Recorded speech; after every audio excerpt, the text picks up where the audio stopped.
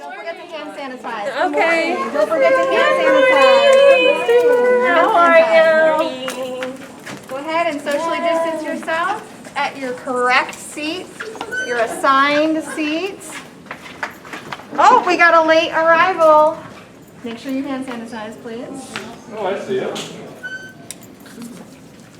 Okay. Good morning, everybody. So during this presentation, we are going to be going back and forth between teacher hat to explain how to do some of this stuff. And you all are the guinea pigs, I'm not going to lie. So we have not done a dry rehearsal of this. This is the first time. So technology could go wrong, things could go wrong. So just work with us. But sometimes we're going to pretend to be the teacher, and sometimes we're going to be the teacher teaching you how to do everything. Okay? So one of the things we asked you to consider at the beginning while you were just sitting here waiting for all the late arrivals is to think about how you want your kids to enter the classroom. Do you want them to hand sanitize? Yes. Yes, you do. Hand sanitize as soon as they come in. You want them to grab technology. My computer cart's in the back. Do I want my first period to grab it? Do I want every class period to grab it? Just think about those things. And then, of course, you want to give them instructions to go directly to their seat, no socializing, got a social distance, so those kinds of things. Think about that, putting those structures into place. Are you going to use high-tech stuff in your classroom? Are they using computers every day? Right? Are they logging into vPortal? Are they going on Teams? What are they doing? Think about all that stuff. Or you might be more of a low-tech person. So you might want to ask your students to get out their notebooks at the very beginning of the class. So maybe get out their textbooks, those kinds of things. So consider that stuff as you start to set up your classroom. So far only 2 people have logged into the meeting. So if you go to Teams, click on your calendar, or Atlantic High School, we put the calendar invite in there. Normally it would be your live students would be logging in, right? The meeting notice is there for your live students online. They would be logging in as all the brick and mortar kids are coming in and sitting down and getting ready for the day. If you get on live, please mute and shut your camera off. So just you're getting on live, but you're not really going to be participating. And so that you can see what the live students at home are seeing versus brick and mortar. If you haven't tried this, it is exhausting and you do get out of breath. So you might want to practice walking around your room screaming at nothing. Okay, so hopefully for those of you who are in Teams, you can see the PowerPoint on your screen. Can anybody not see it who's in Teams? Okay, good. So as everybody else logs in, we're just going to go ahead and keep going. Okay, pretend teacher time. All right, good morning, students. We're going to get ready for the bell ringer in just a few minutes as everybody finishes coming into class and our live students log on. Go ahead and open up that Word document that you created on Monday. All right, we're going to add to it with today's bell ringer. All right, so when I put the bell ringer up there, I want you to individually think to yourself first. Answer the question on your bell ringer sheet. And then I will give you a chance to share out after that. Okay? Okay, I'm going to do a quick live check to see how my live students are doing. Hi, live students, are you there? If you can, go ahead and give me a thumbs up in the chat box for attendance purposes. Hope you guys are doing well. Let me go ahead and check.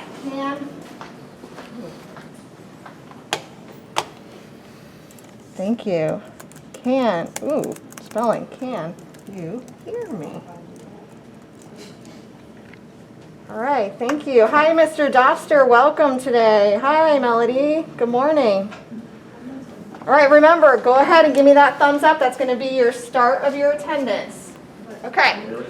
I know it's week 2, and so I've gone over these norms repeatedly with you, but just my live students, make sure you keep that camera off and the mute button on unless you have a question. Use that raise hand feature.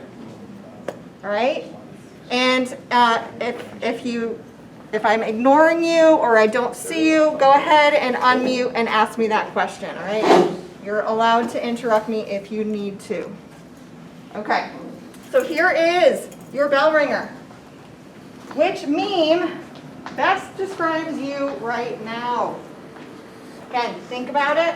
Write down your response on that VLP sheet. Okay, that would be like give them a minute, right, to do that.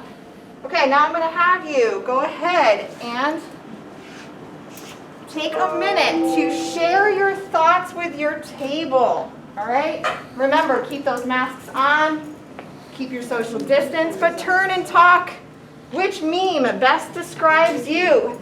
For my live students, I need you guys to go on the chat and discuss the DLP with each other on the chat. All right, we're going to report out in 1 minute. Blah, blah, blah. Minute has passed. All right, so at this point, I would say, okay, Ms. Perkins, what did your table discuss? Which meme was the most popular one at your table? Oh, the Michael Scott one. The Michael Scott one. Yeah. Everybody loves The Office. I'm sure you guys all binged on The Office. Perfect. Let's go over here and check on a live student. Miss Maitland. Are you there, Miss Maitland? If you could unmute and share what the live team talked about.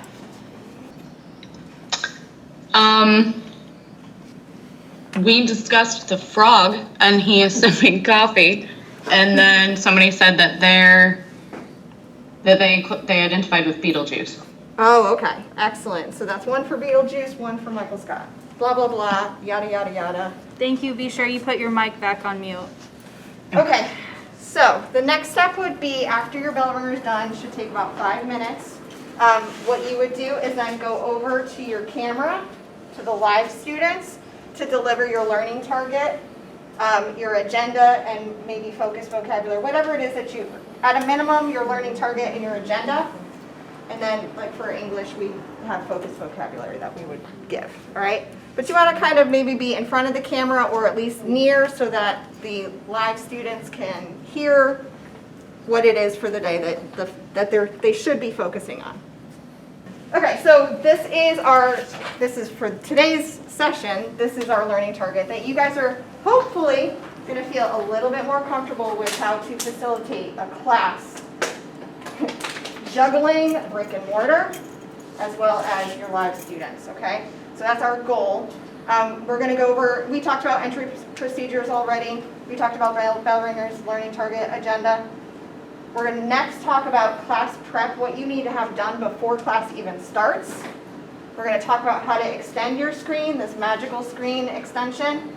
We're going to talk about how you're going to share your content with both live and brick and mortar at the same time to make it easy for you.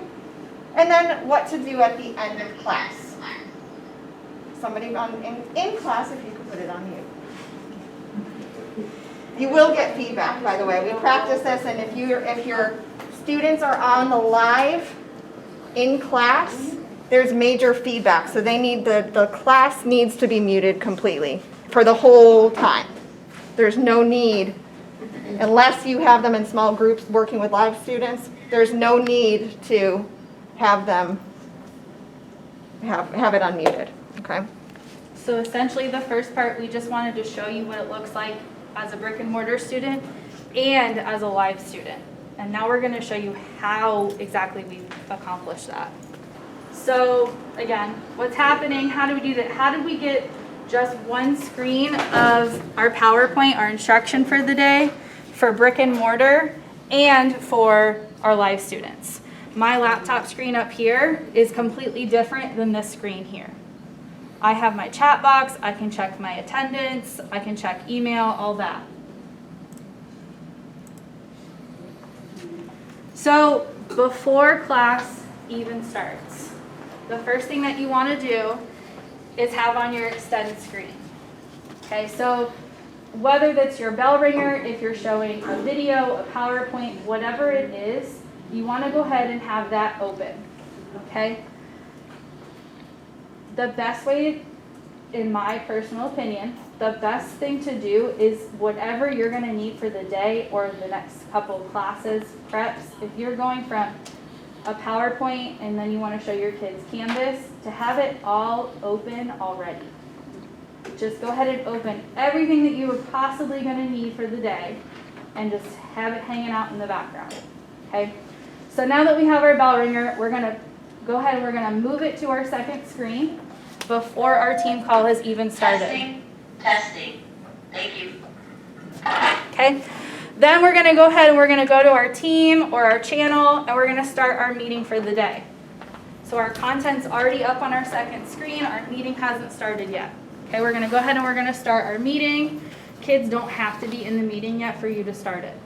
Okay? Okay, so this is like the 5 minutes in between class periods. Well, you're just gonna have to be creative. That's why I said try to have everything already open for the whole day. So you're not sitting here, okay, next class period, I need to have this, this, and this open. Like you can just already have it open and just hanging out in the background. It saves you a couple minutes that you could use to go to the bathroom. Okay, so once your meeting has started, you're gonna go ahead and you're gonna share your screen. And this way, both of your kids can see it. Your brick and mortar students will see it up here, and your live students will see it on their laptop. And then once that's shared, you can open up Focus, you can take attendance, and then you can check your email as well. Okay? Once that's all set up, then you're able to go and stand by the door and greet kids and all that. Okay, so now we're gonna break it down even farther. Yeah, so this is my little PSA for bell ringers. So if you have never used bell ringers or you're like, oh, I don't have time for that. Bell ringers are what's going to give you time. So if you're sitting here going, how am I going to do this and go to the bathroom and do, the bell ringer is what buys you time. It will be your saving grace this year. Okay? So, benefits. You can access prior knowledge. If it's a new content, you can ask them information and see if they know anything about it before teaching it. You can review. I use it frequently for whatever I did the day before, which helps if we have a kid that's absent, if you have a live kid that had tech issues, all of that stuff will help that student kind of, oh, that's what I missed yesterday. It's a good formative assessment. I have my kids turn them in for a grade. During that time, you can take your attendance. So while they're doing their little group work or group chat, you can take your attendance. You can also, if I had to run to the bathroom, I can use that time to pull up the files that I need if I forgot to do it.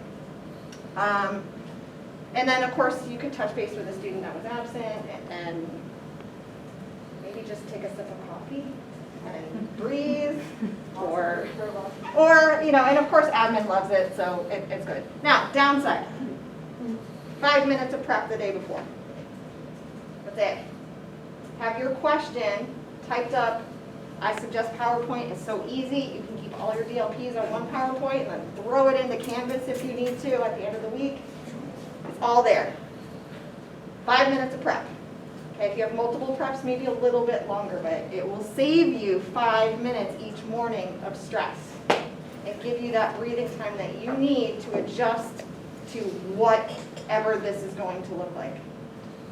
Okay, so what exactly is this magical extend screen that we're talking about? If you were at the training on Monday, the guy from the district talked about 2 different ways to present and project your screen. One way was extend and one way was duplicate. Forget duplicate. Do not use it. It's a total safety issue. Okay?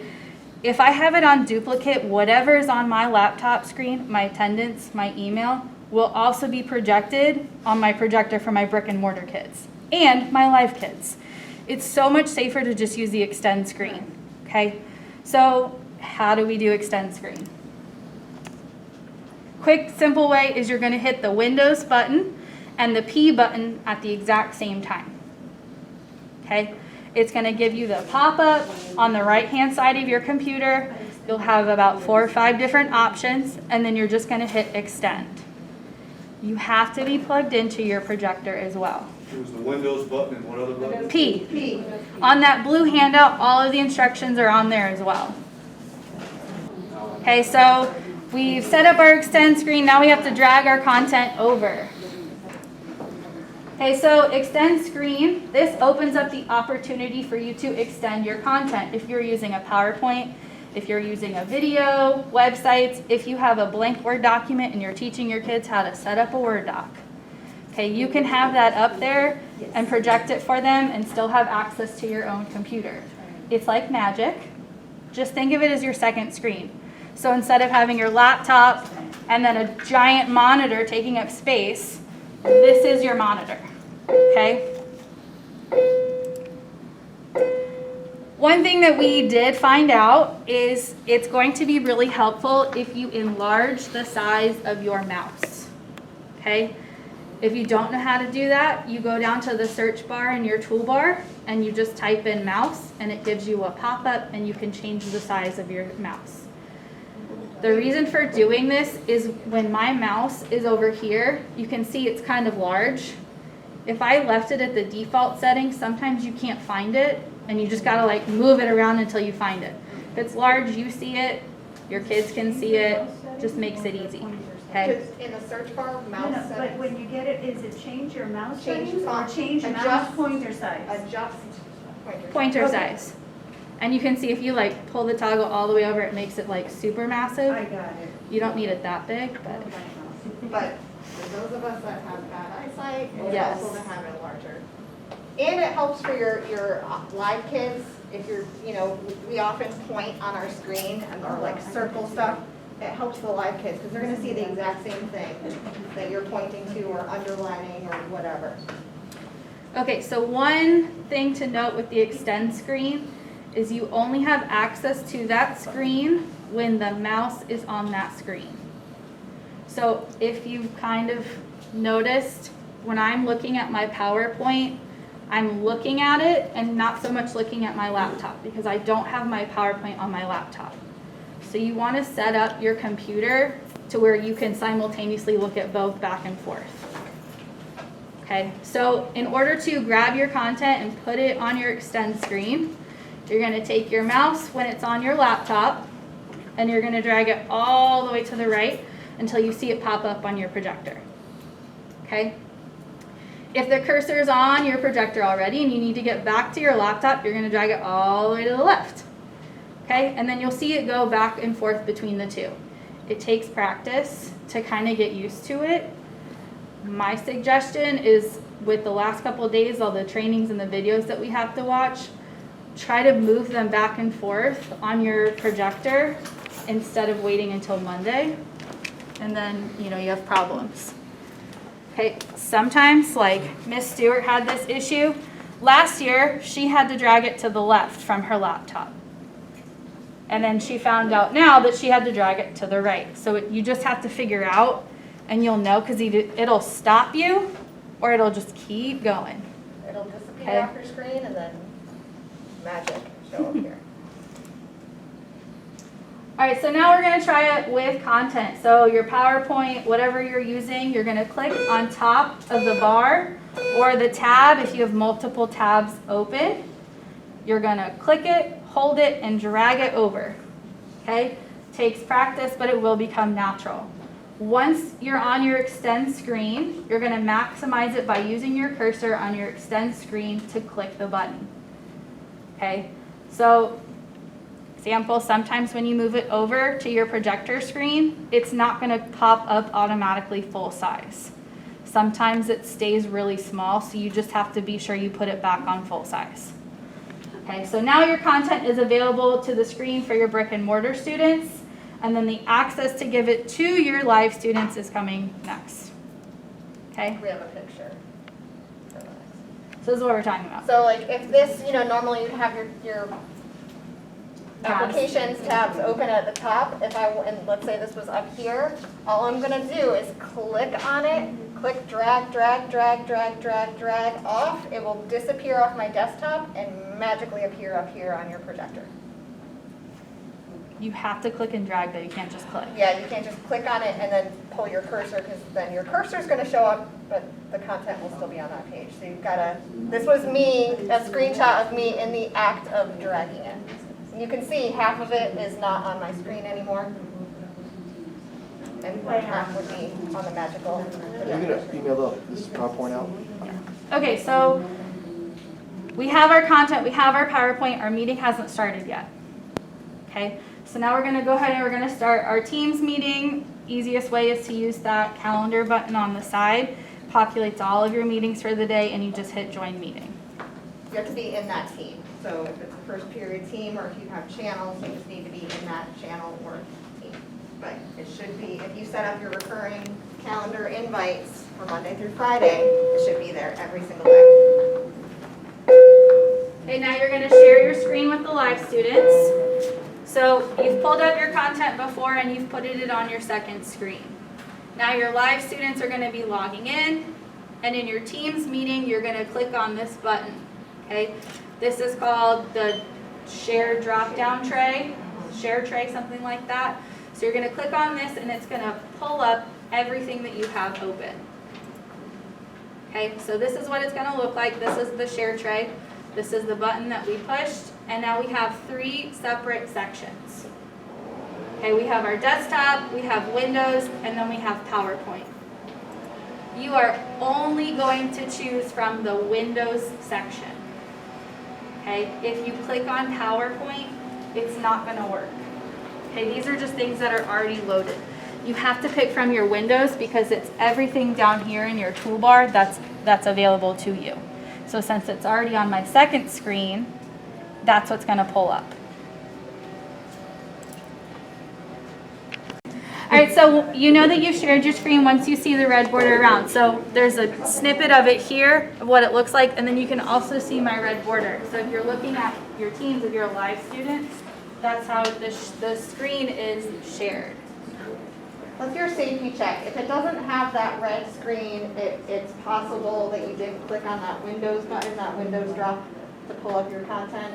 And then there's a possibility that the kids at home are not seeing the same thing that you are projecting here.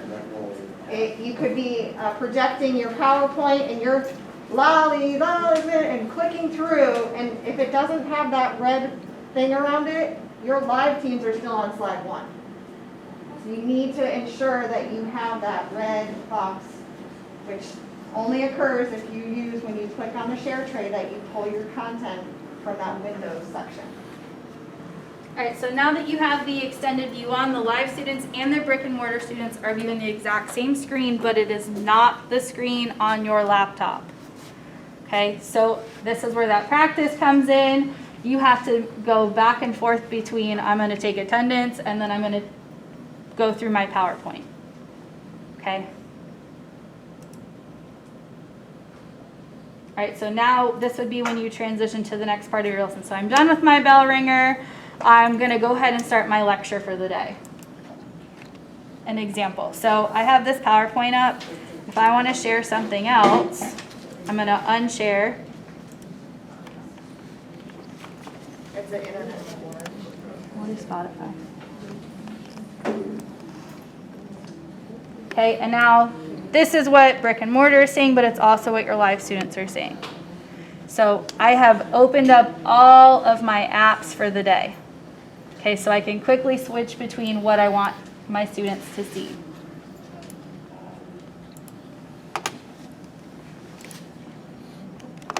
So basically, once you have that, let's say you start with a PowerPoint, and that's what's projected, and I want to switch out the PowerPoint and put up a video. Right? I've already got that video pulled up somewhere on my laptop because I'm prepared, right? I'm going to unshare the PowerPoint, which will pull it off of the live students. So it pulls it off. The live students at home now don't have access to that. It's still up here, right? Because you're brick and mortar, and I extended it to this screen. So you're still looking at that PowerPoint. I need to exit out of that PowerPoint and bring it back to my laptop and transition and drag that video from my laptop now to the screen. And then share it again with the live students, get that red box, and now my live students have the video and my brick and mortar kids have the video. But it's the same button, it's as share is unshare, and it just drops it down and gives you those options of picking a different content. So it's not that big of a deal, but just remember, when you unshare on that screen, you're only unsharing with live students, right? All of my students here are still staring at my PowerPoint. So I've got to drag that PowerPoint off and put up whatever my new content is, whether it's Canvas or a Word document or a video or whatever. Okay, so some tips for including your live students and just kind of making sure that you're not forgetting about them throughout the class period, because it's going to be really easy for us to forget that we have 10 kids sitting online. All right, so again, you can, while the B&M students are collaborating or working on something, an assignment that you've given them, you can go over and use the chat feature to talk to them. You could also, unmute or have them unmute, and you can talk to them that way. Again, it's best if you're trying to stand, unless you have a really loud voice, to stand within 5 feet. And then again, periodically call on them. They are still part of the class, so feel free to have those kids share out or answer questions. Just like you would call on kids in class, call on the kids online. And then finally, again, just making sure that you can chat. And the kids can chat as well with each other. And whatever they're chatting about in that chat box, because you've set up a recurring meeting, stays there forever. So you can see their conversation.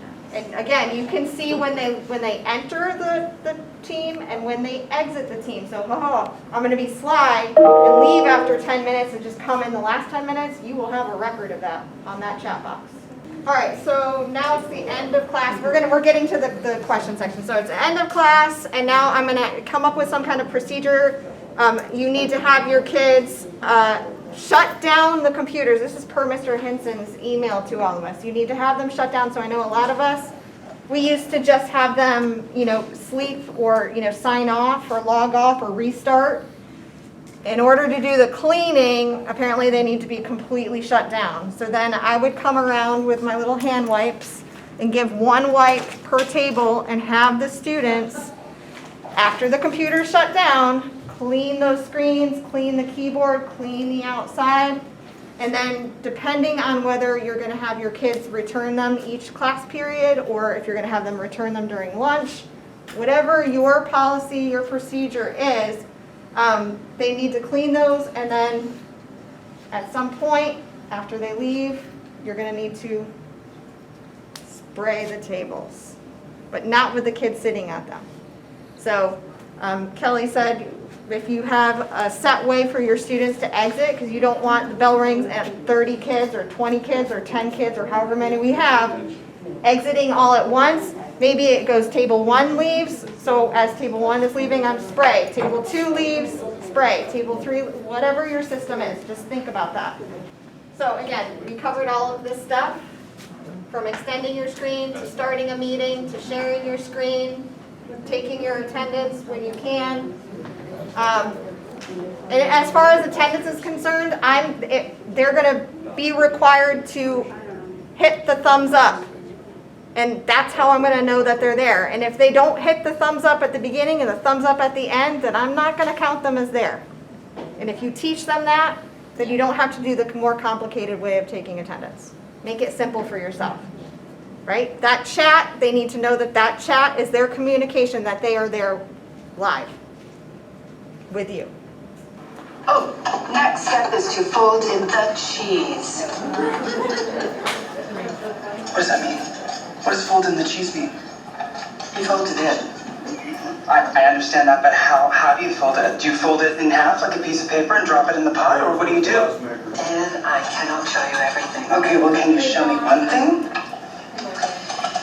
Here's what you do. You just fold it in. Okay, I don't know how to fold broken cheese like that. I don't know how to be any clearer. You take that thing that's in your head, and you... If you say fold in one more time. It says fold it in.